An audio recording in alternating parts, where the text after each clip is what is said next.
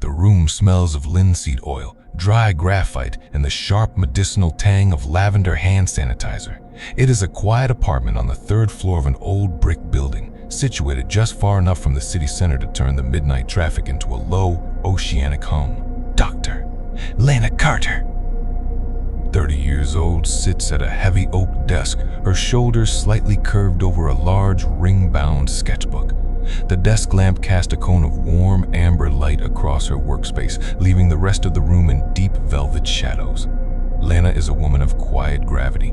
Her dark hair is pulled back into a loose, efficient knot, revealing a sharp, analytical jawline balanced by wide, intensely compassionate eyes. She moves with the deliberate, measured calm of someone whose job requires her to be an anchor for shipwrecked minds.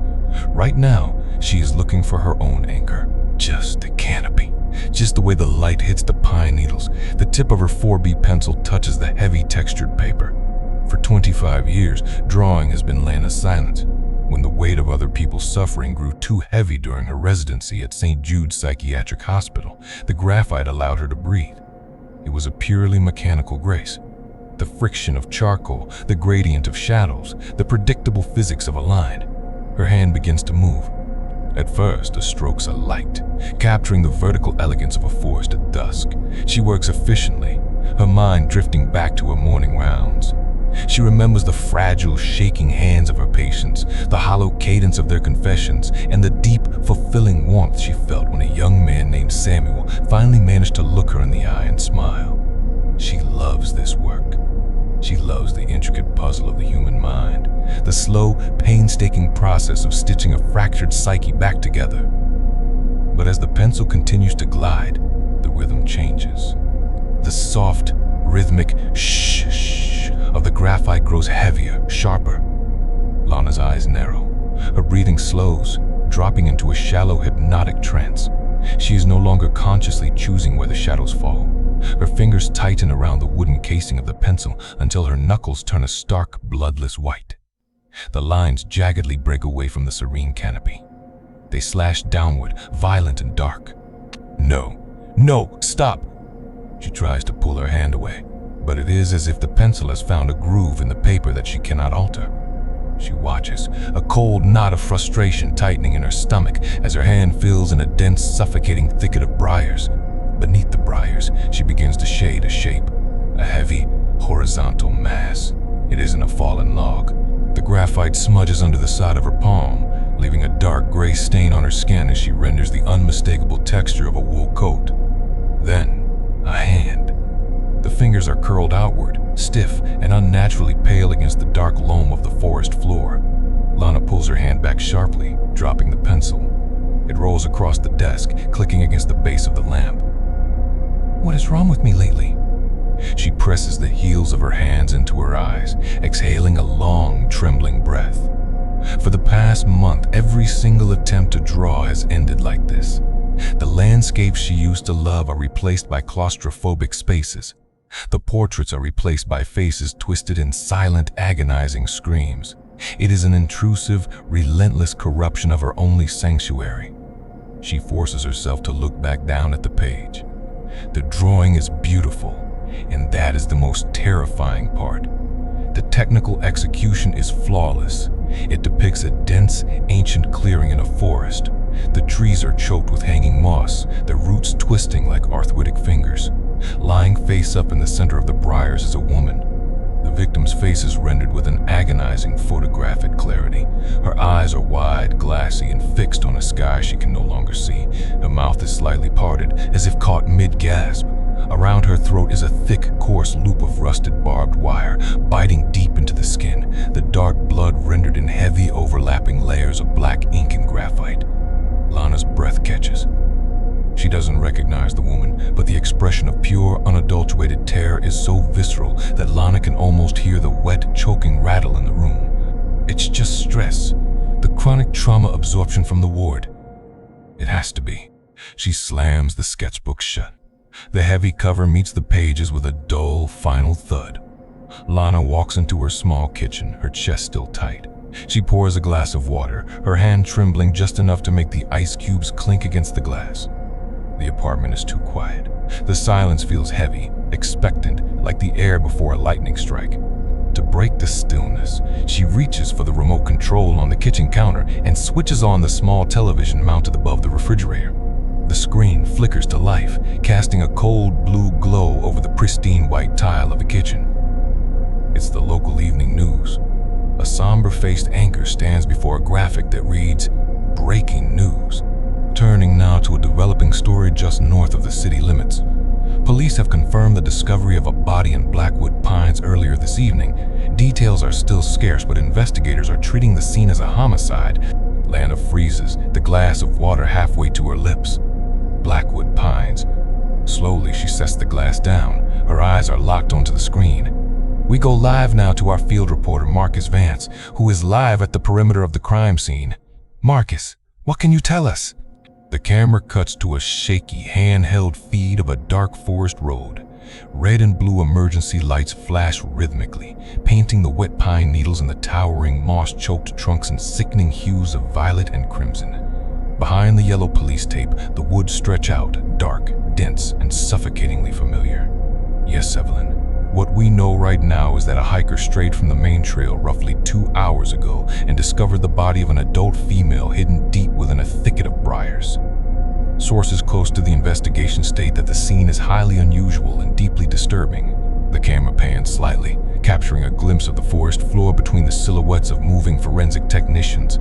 Lana feels the blood drain entirely from her face. Her hands go numb. The trees, the way the moss hangs from the lower branches like rotting lace, the specific, violent tangling of the briars. It is an exact geographical match to the lines she just spent the last hour tracing onto her paper. No. It's a coincidence. Trees look like trees. Then, the reporter's voice drops, adopting that hushed, sensationalist tone reserved for the truly grotesque. While the victim's identity is being withheld pending family notification, we have received unconfirmed reports regarding the cause of death. Investigators have reportedly recovered a length of rusted barbed wire from around the victim's neck. The world around Lana tilts. The sound of the television seems to recede down a long metallic tunnel, replaced by the loud, rhythmic thudding of her own pulse in her ears. She leaves the kitchen, her movements jerky, mechanical, driven by a sudden, spiking panic. She walks back into the study. The sketchbook sits on the desk, looking entirely innocent under the amber lamp. With trembling fingers, she flips the cover open. The graphite woman stares up at her, the wide, glassy eyes, the parted lips, the rusted barbed wire cutting into the throat. Lana pulls out her phone. Her hands are shaking so violently she almost drops it twice. She opens a search browser and types in the name of the forest, scrolling desperately for any leaked images, any early press releases, any social media posts that might have occurred before she sat down to draw. Nothing. The police only cordoned off the area an hour ago. The hiker made the call at 6:42 p.m. Lana had started her drawing at 6:42 p.m. I couldn't have seen it. I was in the ward until 5. I drove straight home. I didn't look at my phone. She backs away from the desk until the calves of her legs hit the edge of her sofa. She sinks onto it, her eyes never leaving the open sketchbook. The black ink seems darker now, wet and heavy, as if it were still bleeding into the fibers of the paper. The panic doesn't disappear. It evolves. It settles into a cold, hyper-analytical dread. Lana is a scientist of the mind. She does not believe in prophecy. She does not believe in prophecy. She does not believe in the supernatural. Every phenomenon has a rational, structural explanation. Cryptomnesia. You saw a news report weeks ago about a similar threat, or you heard someone talking in the cafeteria and your brain reconstructed it. But the voice in her head is weak, unconvincing. Slowly, Lana stands up. She approaches the desk again, her hand reaching out to grab the edge of the sketchbook. She doesn't look at the final page. Instead, she flips backward through the last month of her life. She stops at the first disturbing drawing, dated 4 weeks ago. It is a drawing of a bathroom. The tiles are old, cracked, and arranged in a distinct herringbone pattern. In the center of the room is a clawfoot bathtub filled to the brim with dark, opaque water. A pair of pale, thin arms hang over the edge of the tub, the fingers loosely curled toward the floor. A trail of water puddles on the tiles. The face of the victim is submerged beneath the surface, distorted by the ripple of the water, but the profile is distinct. A young man with a prominent crooked nose and a small, distinct scar across his left eyebrow. Lana's breath stutters. She flips to the next page. 3 weeks ago, an alleyway behind an industrial building. The brickwork is crumbling, stained with soot. A middle-aged woman is slumped against a pile of discarded wooden pallets. Her eyes are open, staring into the dark. Her hands are tied behind her back with a heavy, thick rope. There are no visible wounds on her body, but her face is contorted into a mask of absolute suffocating terror. Her jaw drops so wide it looks unhinged, her skin rendered with a pale, mottled texture that suggests profound asphyxiation. Lana flips again. 2 weeks ago. A basement. A single, bare light bulb hangs from a frayed cord, casting harsh, dramatic shadows across concrete walls. In the corner of the room, a man is curled into a tight fetal position inside a rusted iron cage. The door is padlocked from the outside. The man's fingernails are torn, bloody, as if he had spent days clawing at the concrete floor. His face is hidden against his knees, but on his exposed shoulder there is a large, elaborate tattoo of a weeping willow tree. Lana flips again. 1 week ago. An old, abandoned greenhouse. The glass panes above are shattered, allowing wild ivy and thick, venomous weeds to crawl inside. A young man is lying on a stone workbench. His chest is covered in hundreds of tiny, meticulous punctures. Surrounding his body, crawling out of his mouth and his open eyes, are swarms of dark, armored beetles. The level of detail on the insects is sickening. The light glints off their carapaces with microscopic precision. 5 drawings in total. 5 gruesome, hyper-realistic tableaus of death. Lana drops into her chair. The air in the study feels thin. If the forest is real, then these are real too. Or they're going to be. She pulls her laptop toward her. Her fingers fly across the keyboard, opening databases, local news archives, and police blotters from the past 30 days. She searches for the keywords from her own drawing: bathtub, drowning herringbone tiles, alleyway pallet suffocation, basement cage willow tattoo, greenhouse beetle puncture. She spends hours. The clock on her wall ticks with a heavy metallic regularity. 9:00 p.m., 10:00 p.m., 10:00 p.m., midnight. Nothing. There are no reports of a man found in a clawfoot tub with a scarred eyebrow. There are no reports of a woman suffocated behind an industrial pallet. The police database shows no recent homicides matching these highly specific, bizarre methodologies. Lana sinks back into her seat, a strange, hollow relief washing over her. Nothing. They don't exist. The forest was a fluke, a statistical anomaly. A terrifying, horrific coincidence. She closes her eyes, letting her head fall back against the headrest. She focuses on her breathing in for 4 seconds, hold for 4, out for 4. The standard grounding technique she teaches her patients. The tightness in her chest begins to loosen, just a fraction. Then, the quiet voice at the back of her mind, the cold, clinical, observant part of her brain that she cannot turn off, whispers a single devastating sentence, or they haven't been found yet. Lana opens her eyes. The open sketchbook seems to hum under the lamplight. The blank space on the page across from the forest murder looks like an open mouth, waiting to be filled. A sudden, overwhelming compulsion seizes her. It isn't a desire, it is a physical necessity, an itch in the marrow of her bones.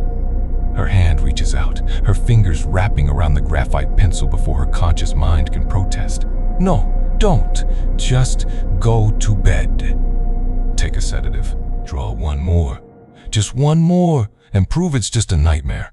The tip of the pencil digs into the fresh page. It moves with an unholy, frantic speed now, the graphite tearing slightly at the grain of the paper. Lana watches in absolute paralyzed horror as her own hand constructs a new room. A tight, windowless space, a heavy wooden chair, a figure tied to it. Every line is effortless. Every shadow falls exactly where it belongs, mapping out a new, impending tragedy with the cold, unfeeling precision of an architect drawing a blueprint for a house that has already been built. The next morning, Lana does not go to St. Jude's. She calls in sick, the first time she has ever done so since joining the staff.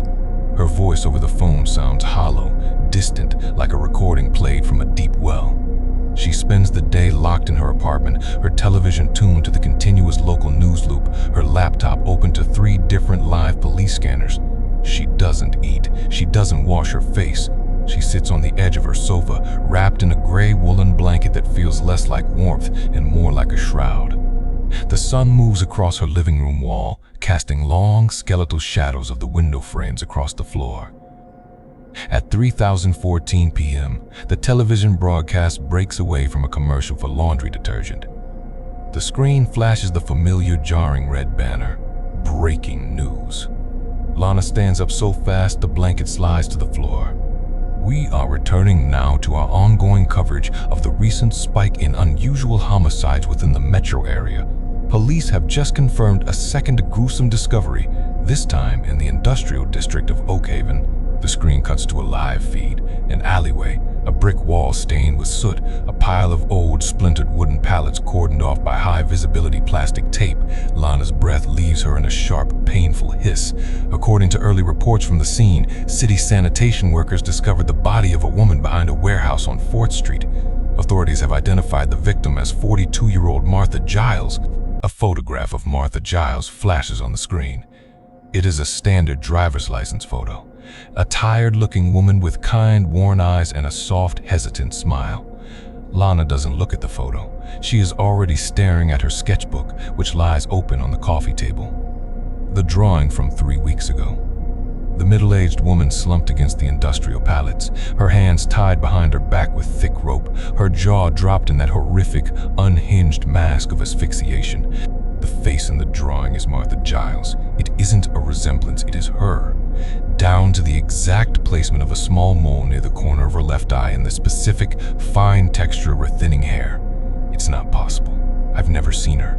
I've never met a Martha Giles. I don't know who she is. The panic shifts from an intellectual crisis into a visceral fight-or-flight hysteria. Lana grabs her coat and her keys. She cannot stay in this apartment anymore. The walls feel like they are pressing inward, printing the textures of her drawings onto her own skin. The air inside St. Jude's Psychiatric Hospital is always slightly pressurized, smelling of industrial floor wax and stale coffee. Usually this atmosphere comforts Lana. It is a space of order, of clinical control. Today, it feels like a mausoleum. She walks through the heavy double doors of the outpatient clinic, her head down, her coat collar pulled up. The staff at the front desk are gathered in a tight, whispering circle. Their faces are pale, their expressions heavy with a profound collective grief.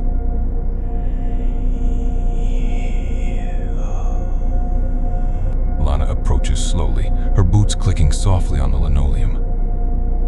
What's going on? Why is everyone? What happened? Nurse Ellen, 50 years old, a veteran of the ward with kind, tired eyes, looks up. Her lower lip trembles slightly. Oh, Lana, you haven't heard? You were off today. It's horrible. 2 of them. In less than 24 hours. Lana's chest grows tight, so tight she can barely swallow. Who, Ellen? Who died? Martha Giles. She was found this afternoon in Oak Haven. And Claire Vance, the young woman they found in Blackwood Pines last night. Lana, they were both from our clinic. The clinic floor seems to drop away beneath Lana's feet. She reaches out, her hand gripping the edge of the high reception counter to keep from collapsing. Our clinic? Whose patients were they? They were yours, Lana. They were your patients. Lana looks at Ellen, but Ellen's face begins to blur, dissolving into a smear of pale flesh and fluorescent light. Mine? No, I don't remember them. I don't remember their faces. Lana, you saw Claire on Tuesday. You've been treating Martha for 3 months. Are you feeling all right? You look white as a sheet.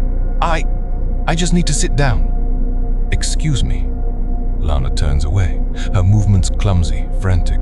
She walks down the long, sterile corridor toward her private office. Her mind is a white-hot flash of static. She doesn't remember them. Why can't she remember their faces? When she thinks of her patients from the past month, she sees names on schedules. She sees general clinical profiles, but the actual countenances of the people who sat across from her are entirely gone, wiped clean from her memory like chalk from a slate. She enters her office, slams the door shut, and locks it. She doesn't turn on the lights. The room is illuminated only by the gray twilight filtering through the narrow, reinforced window. She walks straight to her desk, boots up her computer, and logs into the hospital's secure patient database using her biometric credentials.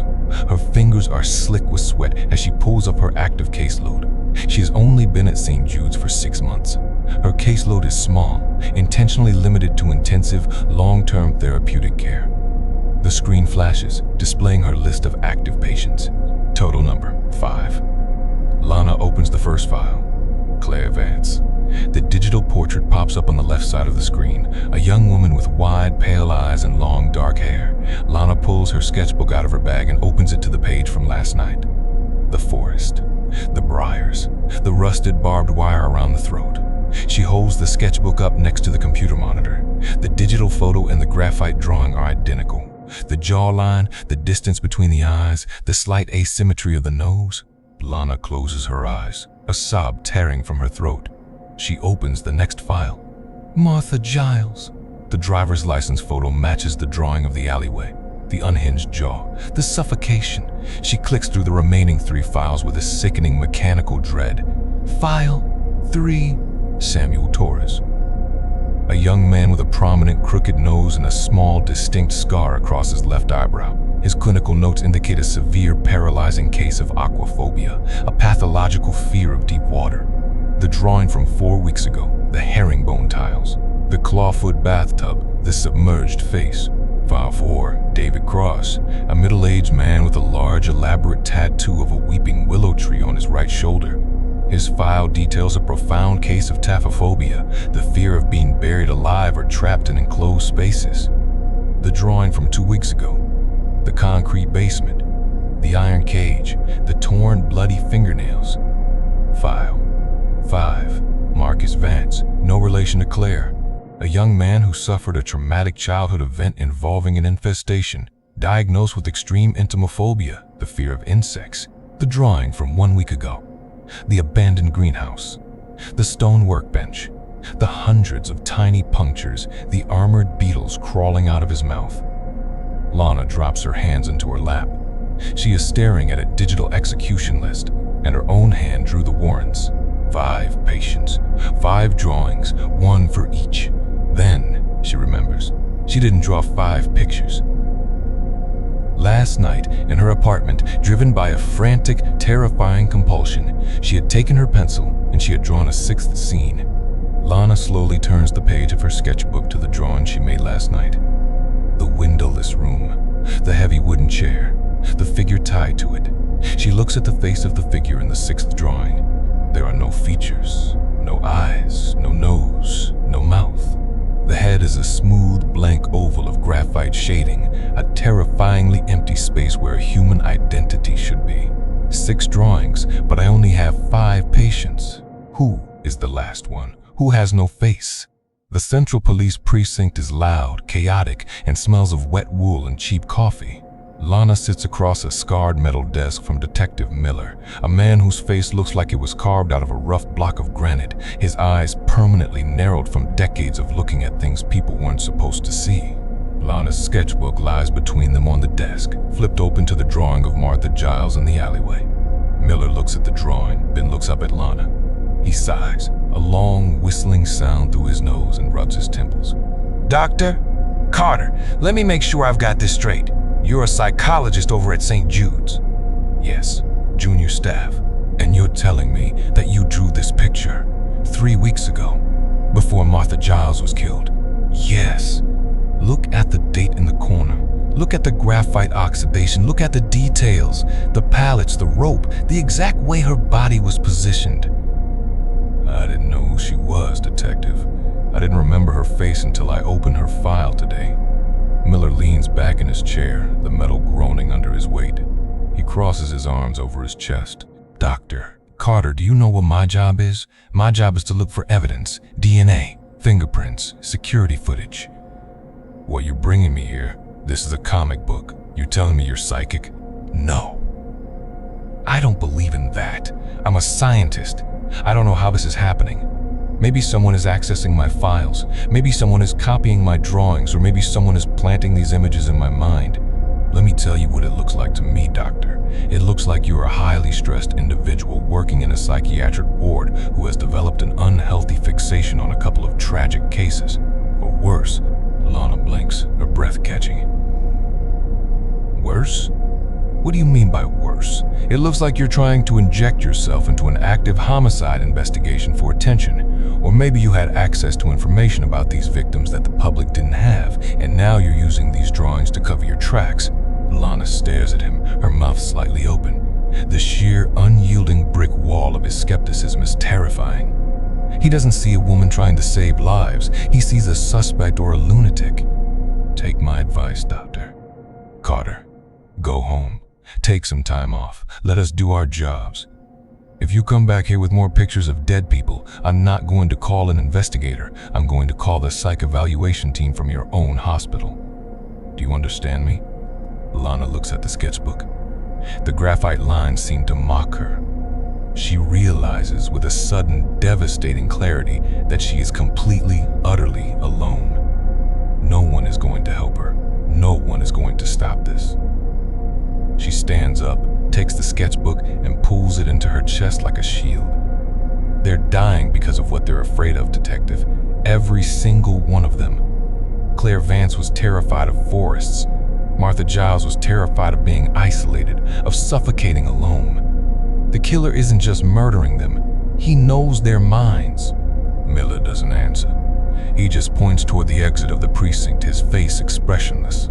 Lana turns and walks out into the cold rain. Lana's apartment is no longer a home. It has become a laboratory of madness. She has resigned from St. Jude's, a hasty one-sentence email sent to the director. She cannot pretend to be a healer when she is the canvas upon which their deaths are being sketched. The furniture in her living room has been pushed to the walls. The large central wall, previously decorated with tasteful minimalist prints of landscapes, is now entirely covered in brown butcher paper. Pinned to the paper are the 6 drawings from her sketchbook. Surrounding them are printed patient files, medical histories, maps of the city, and printouts of local weather reports from the nights of the murders. Bright red yarn stretches between the items, crossing and tangling like a massive bloody spiderweb under the harsh light of a temporary construction lamp she has set up in the center of the room. Lana stands before the wall, a black marker in her hand. Her eyes are bloodshot, surrounded by dark violet bruises of exhaustion. She hasn't slept in 48 hours. Claire Vance feared Blackwood Pines, avoided trees since a childhood assault, died there, barbed wire. Martha Giles, claustrophobic, panic attacks in small spaces, died behind a wall of pallets, suffocated. She moves her marker to the next drawing. Samuel Torres. The bathtub. Samuel is next. Or David.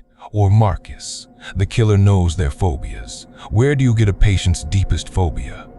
She writes 3 words on the butcher paper, circling them until the marker tears through the paper to the drywall beneath, the case notes. The files are encrypted. Only 3 people have the access keys: the department head, the IT administrator, and me.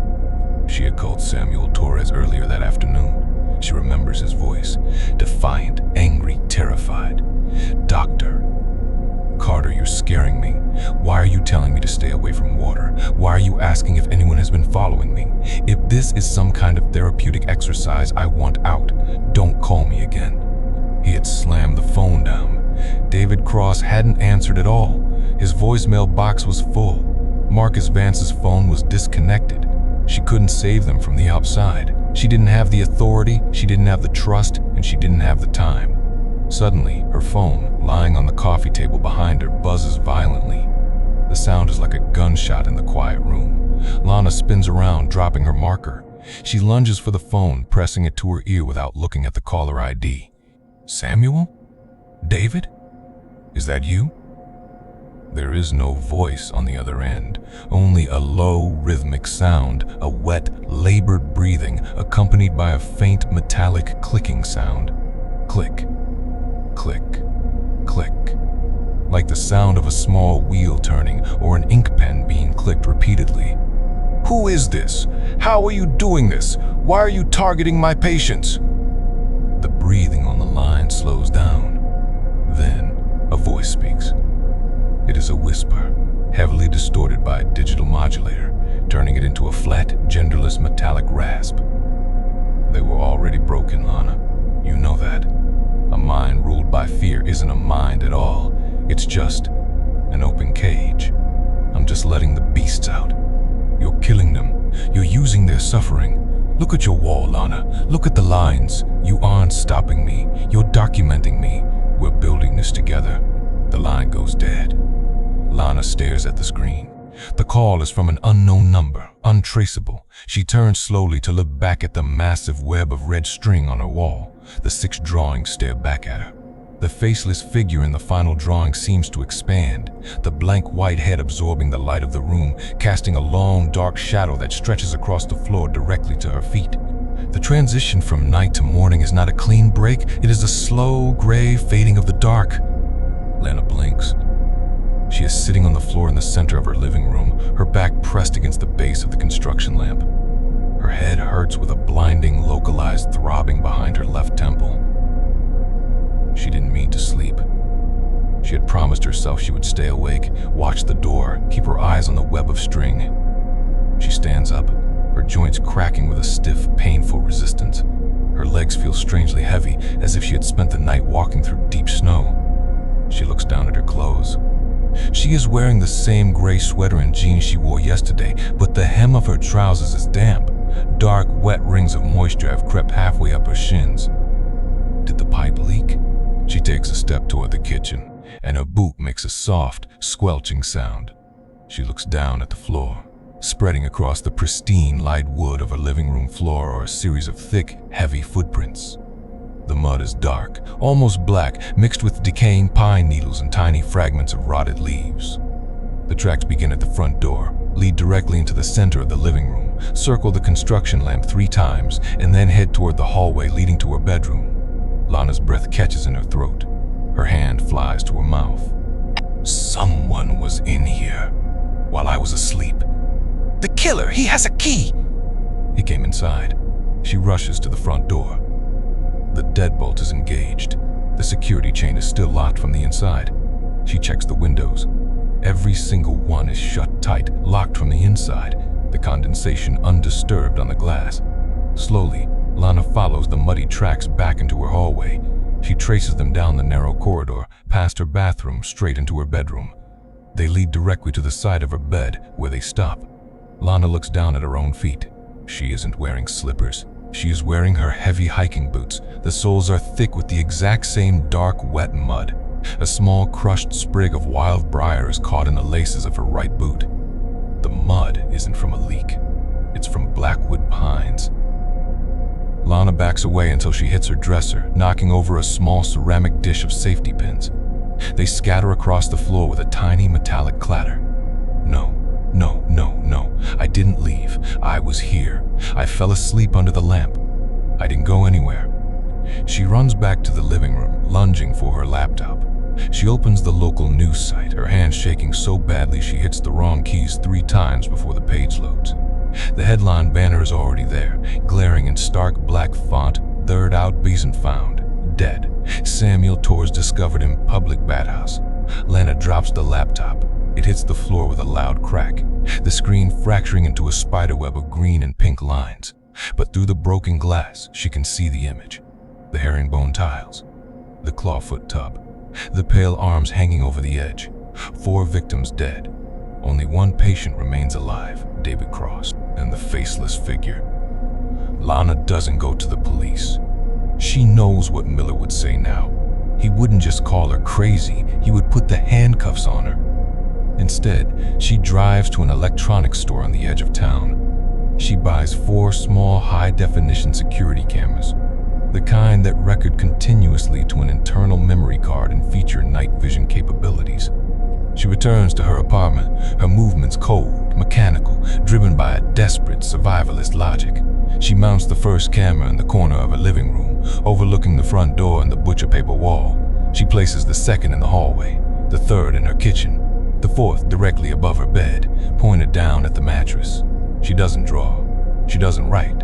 She doesn't write. She sits in her kitchen drinking black coffee that tastes like ash, waiting for the dark to return. At 10 p.m., she walks into her bedroom. She turns on all the cameras, verifying the blue indicators are blinking in sync. She lies down on her bed. She doesn't take off her clothes. She leaves her hiking boots on. She places a small, sharp kitchen knife beneath her pillow. "Let's see who you are. Let's see what you do to me." She forces herself to close her eyes. She expects her insomnia to keep her awake, but as soon as her head hits the pillow, a heavy, unnatural darkness descends upon her mind, thick and absolute, like oil being poured into a well.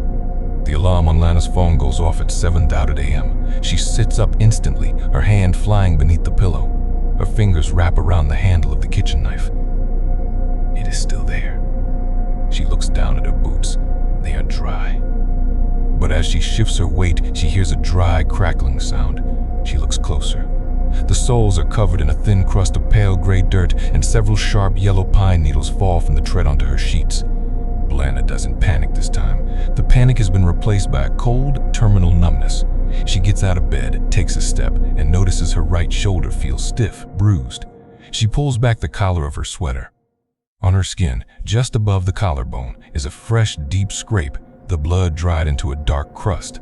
She takes the memory cards from the 4 cameras and inserts them into her broken laptop, angling the fractured screen so she can see the video files. She opens the file from the bedroom camera, labeled Camel 40247 AM. The video is an infrared monochrome. The room is rendered in ghostly shades of gray and white, Lana's body on the bed a pale, heat-radiating mass. For the first 2 hours, the footage is silent, still. Lana lies perfectly motionless, her breathing slow and regular. Then, at exactly 2047 a.m., the time code in the bottom corner flashes. Lana on the bed suddenly sits upright. There is no transition. There is no yawning, no stretching, no gradual waking. It is a sudden, violent movement, as if a switch had been thrown in her spine. The Lana on the screen does not look like the Lana watching the footage. Her posture is completely different. Her shoulders are thrown back, her neck rigid, her head tilted slightly downward. Her facial expression is entirely blank, devoid of any human warmth or analytical intelligence. It is a mask of cold, unfeeling stone. Lana watches, her breath catching in her throat as her digital double calmly swings her legs out of bed. She doesn't look around the room. She moves with absolute familiarity and purpose. She reaches under the pillow, pulls out the kitchen knife, and looks at the blade. The infrared light catches the edge of the steel, making it flash a bright electric white. The double stands up, walks directly to the closet, and pulls out a long black rain jacket. She puts it on, zips it to the throat, and then walks out of the camera's frame.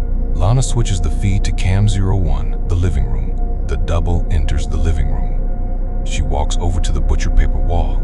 She stands before the 6 drawings for several minutes, completely motionless, staring at them like a general reviewing a map of a conquered territory. Then, she reaches out her hand. Her fingers trace the blank white head of the 6th drawing. She strokes it gently, a slow, terrifyingly serene smile spreading across her lips. The first piece of emotion her face has shown. She turns away, walks to the front door, slides the security chain off, unlocks the deadbolt, and exits into the dark corridor. The time code reads 2005-4 a.m. Lana fast-forwards the footage. The living room remains empty for nearly 3 hours. The construction lamp casts long, unmoving shadows across the red yarn.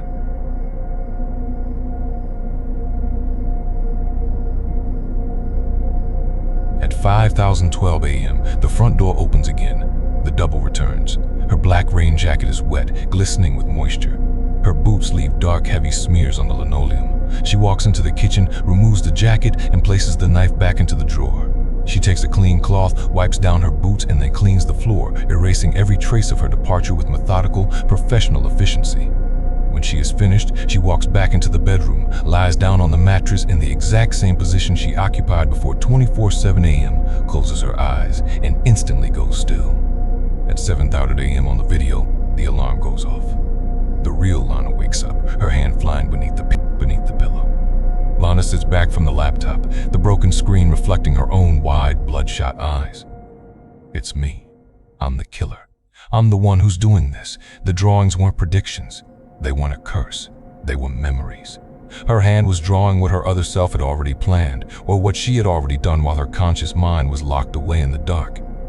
Lana sits on the floor of her kitchen, surrounded by old, yellowed paper documents.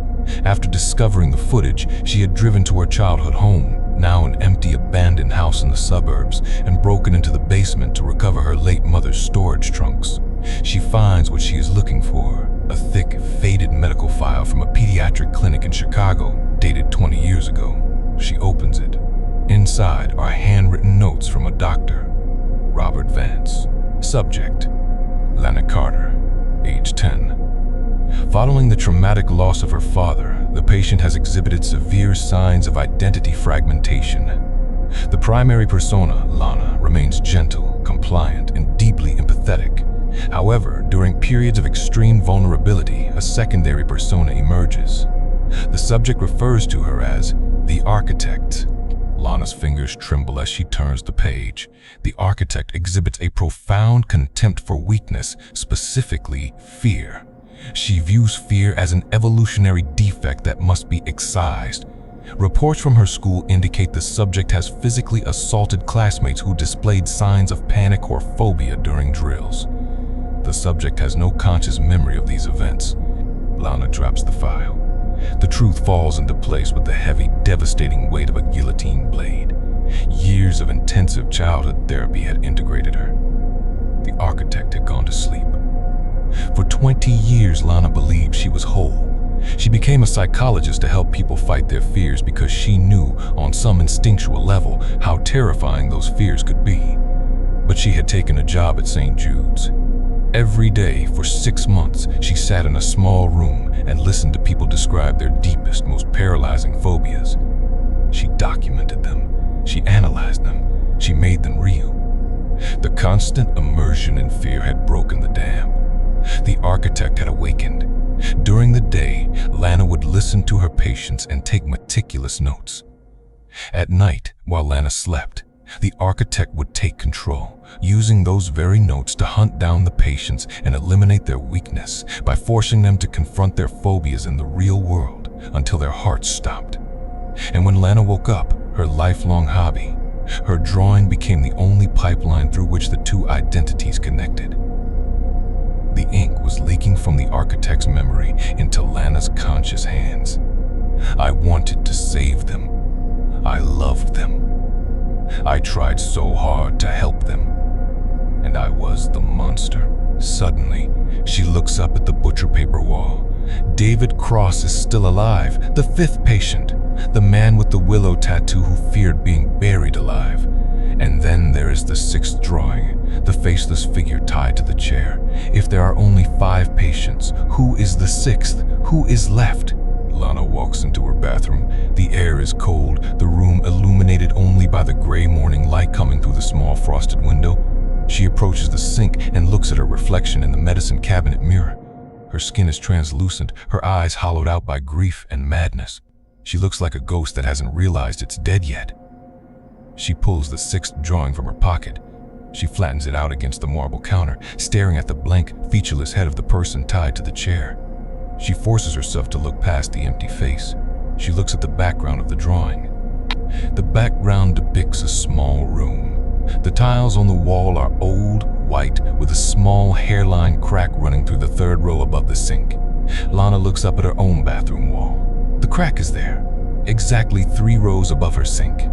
She looks back at the drawing, the medicine cabinet, the specific ornate brass handles of the faucets, the slight discoloration of the porcelain near the drain. It is her bathroom. She looks back down at the figure in the chair. Her eyes trace the lines of the throat. On the left side of the drawn figure's neck, right beneath the jawline, there is a small, dark, circular shadow, a birthmark. Lana slowly raises her hand to her own neck. Her fingers touch the skin right beneath her left jawline, a small, raised mole. The face in the 6th drawing wasn't blank because the victim was unknown. The face was blank because Lana's mind could not accept the final image. Her conscious ego had blinded itself to its own destruction. The architect isn't done. She didn't just kill the patients. She's killing the list, and I'm the last name. The architect despised fear. And right now, Lana Carter is the most terrified person in the city. She is terrified of her past, terrified of her hands, terrified of the dark. She has become everything her secondary identity hates. According to the logic of the monster inside her, she deserves to die too. Lana walks back into the living room. She moves slowly, intentionally, like an old woman. She sits down at her desk, pulls a fresh leather notebook toward her, and unscrews her fountain pen. She begins to write. Her hand moves across the paper, her handwriting elegant, precise, balanced. The handwriting of Dr. Lana Carter, the psychologist. She documents everything. The names of the victims, the dates of the drawings, the childhood files, the security camera footage. She describes the mechanics of her own madness with the detached clinical objectivity of a scientist conducting an autopsy on her own soul.